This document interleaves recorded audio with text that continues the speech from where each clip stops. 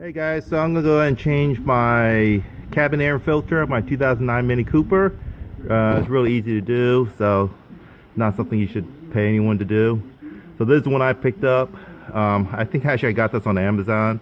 It's a Fram Fresh Breathe CF10733. It's a really long filter and it's really easy to do.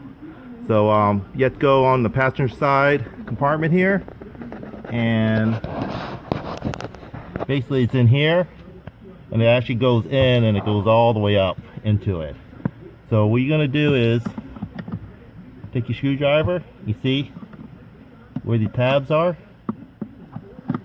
Put a little screwdriver in it, and it drops down just like that. Then there's the filter.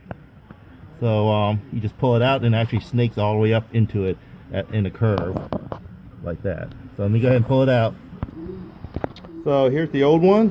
And actually the way the airflow goes, it goes from top to bottom, the way you would slide it in. So this went in first, this end right here.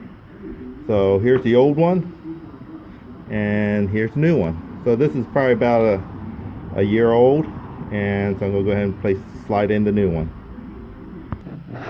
Okay, as you can see, it's almost kind of like a roller coaster, kind of the way this thing's going in. There's that groove that goes in and just kind of slides in and up into the cavity there.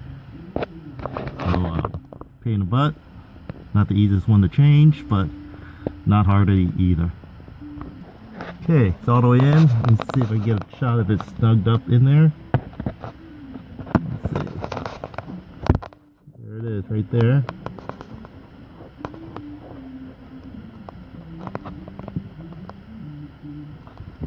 So just have to close up the door, and that's it. New cabin air filter, took about 5 minutes to do, so do your own. So good luck on yours.